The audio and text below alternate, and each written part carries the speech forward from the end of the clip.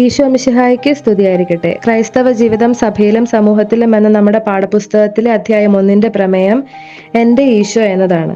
പ്രപഞ്ചത്തിലെ ഏറ്റവും ശക്തിയേറിയ നാമം അതാണ് ഈശോ. പ്രപഞ്ചത്തിന്റെ മുഴുവൻ കേന്ദ്ര ബിന്ദുവായ ഈശോ എന്ന നാമം ഈ ലോകത്തിൽ ചെലുത്തിയ സ്വാധീനം എത്ര വലുതാണെന്ന് ചിന്തിച്ചിട്ടുണ്ടോ?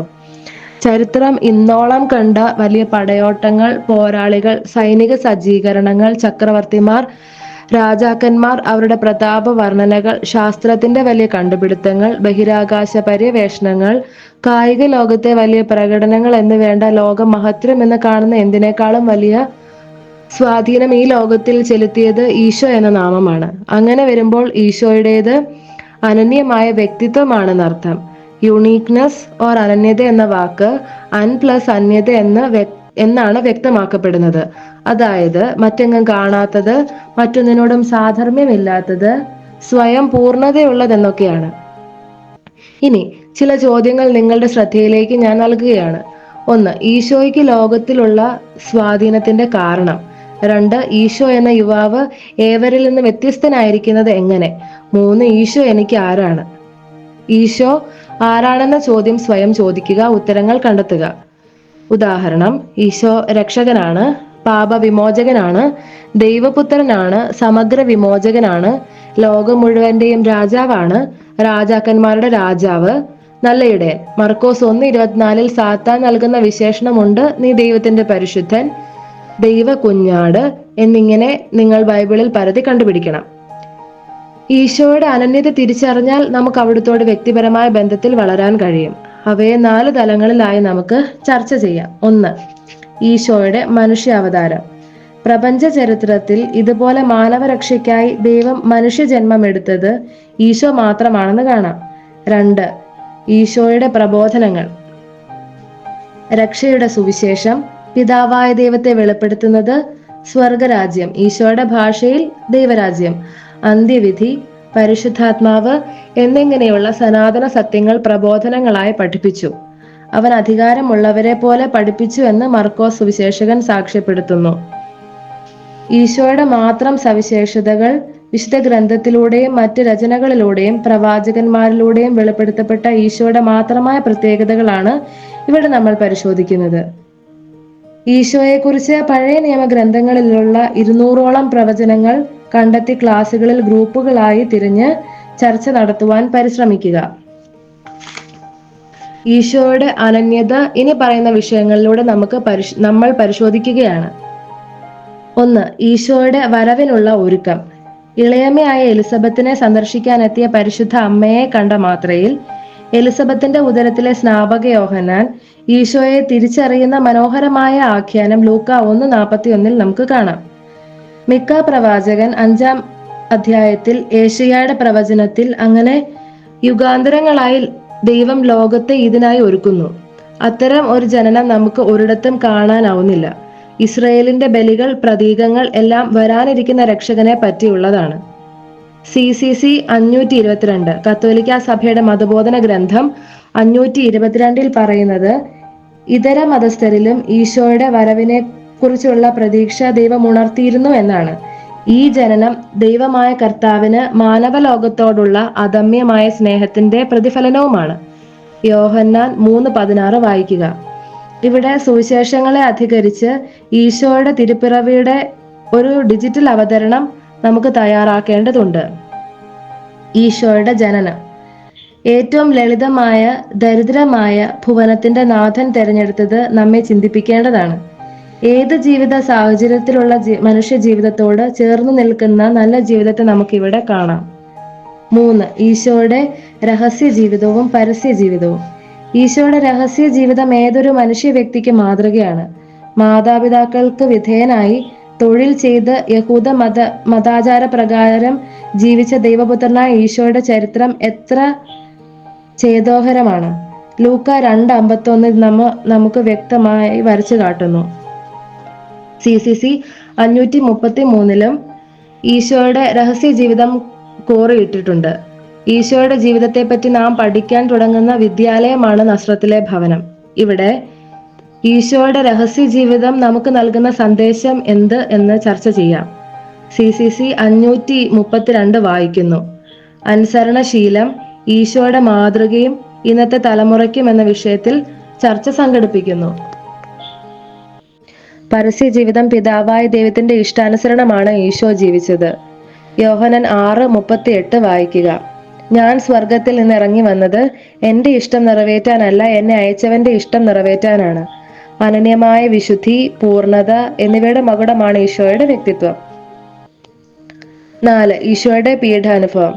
പാപം ചെയ്ത മാനവകുലത്തിന്റെ മോചനത്തിനായി ദൈവം പീഡകൾ സഹിക്കുക എന്നത് തന്നെ അചിന്ത്യമാണ്. പരമാവധി അവഹേളിതനായി ക്രൂരപീഡനങ്ങൾ സഹിച്ച് പരാജയപ്പെട്ട വ്യക്തിയായി കാണപ്പെട്ട ഈശോയുടെ വിജയഗാഥയും പീഡാസഹനമായിരുന്നു. ദൈവപുത്രൻ പീഡകൾ സഹിച്ചു എന്നത് അനന്യമായ സംഭവമല്ലേ? അത് നമ്മോടുള്ള സ്നേഹത്തെ പ്രതിയായിരുന്നു. കുരിശുമരണം. ജനനം പോലെ തന്നെ ഈശോയുടെ കുരിശുമരണവും പ്രവചനങ്ങളുടെ പൂർത്തീകരണമായിരുന്നു. ഈ കുരിശ് അവസാനമല്ല, ആരംഭമാണ്. തോൽവിയാണെന്ന് ലോകം വിധിച്ച ഈ മരണം പാപത്തിന്മേലുള്ള നിത്യവിജയമായിരുന്നു.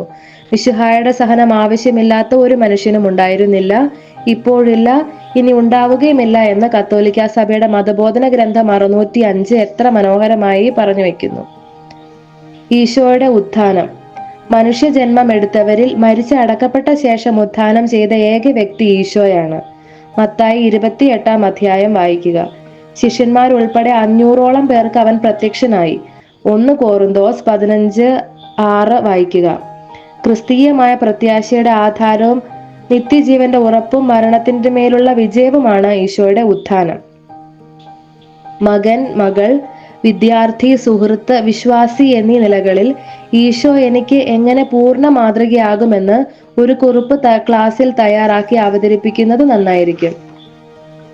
അതുപോലെ തന്നെ സഹനങ്ങളിൽ ഈശോ എങ്ങനെ നമുക്ക് മാതൃകയാകുമെന്ന് ക്ലാസ്സിൽ ചർച്ച ചെയ്യുന്നു. ഉത്ഥിതനായ ഈശോ രണ്ടാമതും വരുമെന്ന സദ്വാർത്തയാണ് നമുക്ക് ലഭിച്ചിട്ടുള്ളത്. അപ്പസ്തോലന്മാരുടെ നടപടി പുസ്തകം 1-ാം അധ്യായം 11-ാം വാക്യം വായിക്കുക. അവിടുന്ന് കർത്താവും അധികാരിയുമായി ജീവിക്കുന്നവരെയും മരിച്ചവരെയും വിധിക്കാനാണ് ആഗതനാകുന്നത്. ഇവിടെ വിശുദ്ധ കുർബാനയിൽ ഈശോയെ നാം എങ്ങനെ കണ്ടുമുട്ടുന്നു എന്ന് ഗ്രൂപ്പ് ചർച്ചയും അതിന്റെ അടിസ്ഥാനത്തിൽ കുറിപ്പും തയ്യാറാക്കുന്നത് അഭികാമ്യമാണ്. ഈശോയുടെ പ്രബോധനങ്ങൾ. മഹാഗുരുവായിരുന്ന ഈശോയുടെ ടീച്ചിങ്സ് ആണ് ഇവിടെ നമ്മുടെ പരിശോധനാ വിഷയം. അധികാരത്തോടെയാണ് ഈശോ പഠിപ്പിച്ചത്. പ്രവാചകന്മാർ തങ്ങൾക്ക് വെളിപ്പെടുത്തപ്പെട്ടവ പഠിപ്പിച്ചപ്പോൾ ഈശോ തന്നെക്കുറിച്ചും പിതാവിനെ കുറിച്ചും ഒക്കെയാണ് പഠിപ്പിച്ചത്. നിയമത്തെയും പ്രവാചകന്മാരെയും നിഷേധിച്ചില്ല, പകരം പൂർത്തീകരിച്ചു. മത്തായി 5:17 വായിക്കുക. ഉപമകളിലൂടെയും കഥകളിലൂടെയും ലളിതമായാണ് അവിടുന്ന് പഠിപ്പിച്ചത്. എല്ലാവർക്കും സ്വീകാര്യവും മനസ്സിലാക്കാവുന്നതുമായിരുന്നു അവിടുത്തെ പ്രബോധനം. അങ്ങനെ ചരിത്രത്തിൽ ഈശോയെ മാത്രമേ നമുക്ക് കാണാനാകൂ. ദൈവത്തെ സ്നേഹമെന്ന് നിർവചിച്ച് സ്വജീവിതത്തിൽ കാട്ടിക്കൊടുക്കുന്നവനാണ് ഈശോ. പറഞ്ഞതിനൊക്കെയും പ്രവൃത്തിയുടെ പിൻബലമുള്ള ഒരേ ഒരാൾ ഈശോ. ശത്രുസ്നേഹം. ക്രൈസ്തവ മൂല്യ ചിന്തയുടെ അടിസ്ഥാനമായി ഈശോ വരച്ചു കാട്ടിയത് ശത്രുസ്നേഹമാണ്. കുരിശിൽ അവിടുന്ന് ശത്രുക്കൾക്ക് വേണ്ടി പ്രാർത്ഥിക്കുന്നു. കരുണയുടെ സുവിശേഷം അറിയിച്ച ഈശോയുടെ പുതിയ വാല്യൂ സിസ്റ്റം ലോകത്തിന് മുമ്പിൽ അവതരിപ്പിച്ചു. ശക്തവും പ്രായോഗികവുമായ ധാർമ്മികത. ശക്തമായി തന്റെ പ്രബോധനങ്ങൾ അവതരിപ്പിച്ച ഈശോ എക്കാലത്തും പ്രസക്തമാകാവുന്ന ചിന്തകളാണ് അവതരിപ്പിച്ചത്. ഇവിടെ UCAT 79 വായിച്ച് ചർച്ച ചെയ്യുകയാണ് നമ്മൾ. വിഷയം: ഈശോയ്ക്ക് നമുക്കുള്ളതുപോലെ ആത്മാവും ശരീരവും മനസ്സുമുണ്ടോ? അടുത്ത ആക്ടിവിറ്റി: ഇന്നത്തെ പത്രത്തിന്റെ എഡിറ്റോറിയൽ ഈശോ എഴുതിയാൽ എങ്ങനെയിരിക്കും? ഗ്രൂപ്പുകളായി തയ്യാറാക്കി അവതരിപ്പിക്കണം. അനന്യ സവിശേഷതകൾ. ഈശോയിൽ മാത്രം കാണുന്ന സവിശേഷതകളാണ് ഇനി നമ്മുടെ ചർച്ചാ വിഷയം. ഈശോ ദൈവമാണ്. ഉത്ഥിതനായ കർത്താവിനെ കണ്ടുമുട്ടിയപ്പോൾ തോമാസ്ലീഹ നടത്തിയ വിശ്വാസ പ്രഖ്യാപനം യോഹന്നാൻ 20:28 ദൈവത്വത്തെ വെളിപ്പെടുത്തുന്നതാണ്. ത്രിത്വേക ദൈവത്തിലെ രണ്ടാമനും ദൈവവചന മാംസരൂപം പൂണ്ടവനുമായ ഈശോയുടെ നാമത്തിൽ നാളിതുവരെ നടത്തുന്ന അത്ഭുതങ്ങൾ ആർക്ക് വർണ്ണിക്കാൻ കഴിയും? ഇവിടെ നമ്മോട് ഈശോയുടെ ദൈവത്വം വെളിപ്പെടുത്തുന്ന സുവിശേഷ സന്ദർഭങ്ങൾ കണ്ടെത്താൻ ആവശ്യപ്പെടുന്നു. കൂട്ടായി പ്രവർത്തനം നിർവഹിക്കുക. ഈശോ ദൈവപുത്രനാണ്. ഈശോയുടെ ജ്ഞാനസ്നാന വേളയിൽ സ്വർഗസ്ഥനായ പിതാവ് തന്നെ അവിടുന്ന് ദൈവപുത്രനാണെന്ന് വെളിപ്പെടുത്തുന്നു. കേസറിയ ഫിലിപ്പി ദേശത്ത് വെച്ചുള്ള അന്യോന്യത്തിൽ പത്രോസ്ലീഹ ദൈവപുത്രത്വം വെളിപ്പെടുത്തുന്നതും ഈശോ അത് അംഗീകരിക്കുന്നതും നാം കാണുന്നു. ഈശോ ലോകരക്ഷകൻ. ഈശോയ്ക്ക് മുമ്പും പിമ്പുമുള്ള സകല മാനവ ജനതകളുടെയും രക്ഷകനായാണ് ഈശോ ഭൂമിയിൽ മനുഷ്യാവതാരം ചെയ്തത്. ഇത് ത്രിത്വത്തിന്റെ പദ്ധതി പ്രകാരമായിരുന്നു. യോഹന്നാൻ 3:16 ഇത് വ്യക്തമായി വെളിവാക്കുന്നുണ്ട്. ലൂക്ക 2:10 സകല ജനതകൾക്കും വേണ്ടിയുള്ള സദ്വാർത്ത നിങ്ങളെ അറിയിക്കുന്നുവെന്ന് നാം കാണുന്നു. ഈശോ ഏകരക്ഷകൻ. അപ്പസ്തോലന്മാരുടെ നടപടി പുസ്തകം 4-ാം അധ്യായം 12-ാം വാക്യത്തിൽ വ്യക്തമായി പഠിപ്പിക്കുന്നു, ആകാശത്തിന് കീഴെ മനുഷ്യരുടെ ഇടയിൽ നമുക്ക് രക്ഷയ്ക്ക് വേണ്ടി മറ്റൊരു നാമവും നൽകപ്പെട്ടിട്ടില്ല. ഈശോ തന്നെ ഇത് വ്യക്തമായി യോഹന്നാൻ 14-ാം അധ്യായം 6-ാം വാക്യത്തിൽ അറിയിക്കുന്നു, വഴിയും സത്യവും ജീവനും ഞാനാകുന്നു, എന്നിലൂടെ അല്ലാതെ ആരും പിതാവിന്റെ അടുക്കലേക്ക് വരുന്നില്ല. ഈശോ പാപവിമോചകൻ. ഈശോ എന്ന വാക്കിന്റെ അർത്ഥം തന്നെ അവൻ തന്റെ ജനത്തെ പാപങ്ങളിൽ നിന്ന് വിമോചിപ്പിക്കും. മത്തായി 1:21. പാപവിമോചനമില്ലെങ്കിൽ രക്ഷ സാധ്യമാകുന്നില്ല. അത് യേശുവിലൂടെ മാത്രമേ കരഗതമാകൂ. ഇവിടെ നമ്മൾ ചെയ്യുന്ന ആക്ടിവിറ്റി രക്ഷ ഈശോയിലൂടെ മാത്രമാണെന്ന് അറിയാത്ത ഒരാൾക്ക് ഇക്കാര്യം എങ്ങനെ വിശദീകരിച്ചു കൊടുക്കുമെന്ന് ഓരോരുത്തരും പറയണം. ഈശോ പിതാവിന്റെ കരുണയുടെ മുഖം. വചനം കേട്ട് ക്ഷീണിതരായ ജനത്തിന് വിശന്നപ്പോൾ മനസ്സലിഞ്ഞ കർത്താവ് ഭക്ഷണം നൽകുന്നു. കുഷ്ഠരോഗിയുടെ അസുഖം മാറ്റുന്നു, മരിച്ചവരെ ഉയിർപ്പിക്കുന്നു, പിശാചുകളെ പുറത്താക്കുന്നു.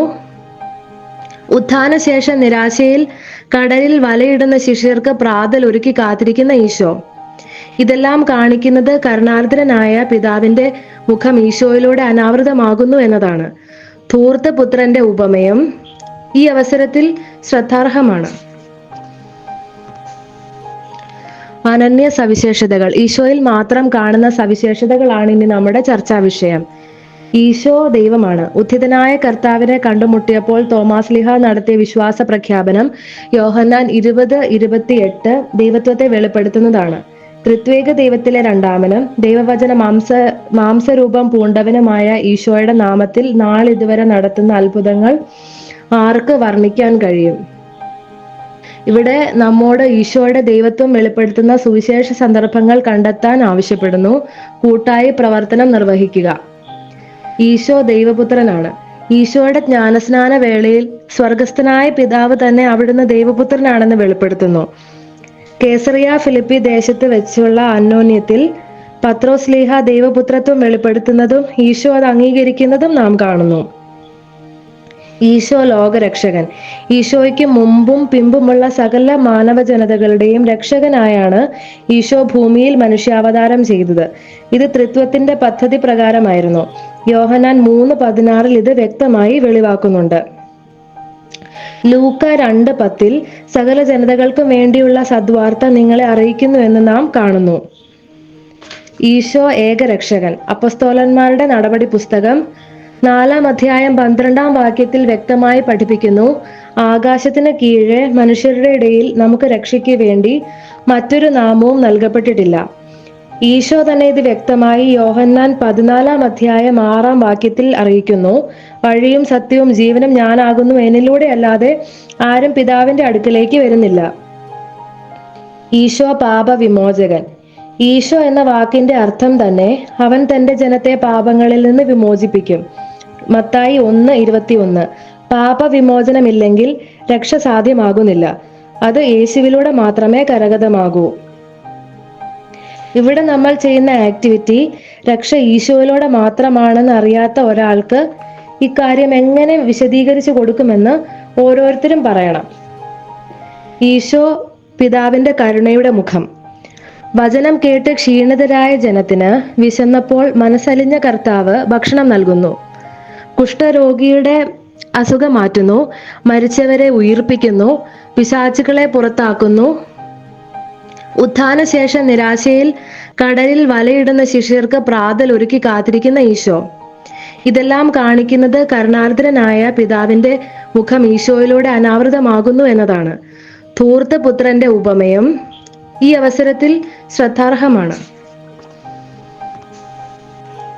ഈശോ ലോകത്ത് ചെലുത്തിയ സ്വാധീനം. ഒന്നും തന്നെ എഴുതി വയ്ക്കാതെ ഈ ലോകത്തിൽ നിന്നും കടന്നുപോയവനെ പറ്റി എഴുതപ്പെട്ട ഗ്രന്ഥങ്ങൾ എണ്ണമറ്റവ. വിശുദ്ധ ബൈബിൾ തന്നെ 1600-ൽ പരം ഭാഷകളിൽ വിവർത്തനം ചെയ്യപ്പെട്ടിരിക്കുന്നു. ഒരു സ്ഥാപനവും പടുത്തുയർത്താതിരുന്ന ഈശോയുടെ നാമത്തിൽ പണിതുയർത്തപ്പെട്ട സ്ഥാപനങ്ങളും പ്രസ്ഥാനങ്ങളും അനവധി. ചുരുക്കത്തിൽ ഈശോ ലോകത്തിൽ ചെലുത്തിയ സ്വാധീനം താരതമ്യമില്ലാത്തതാണ്.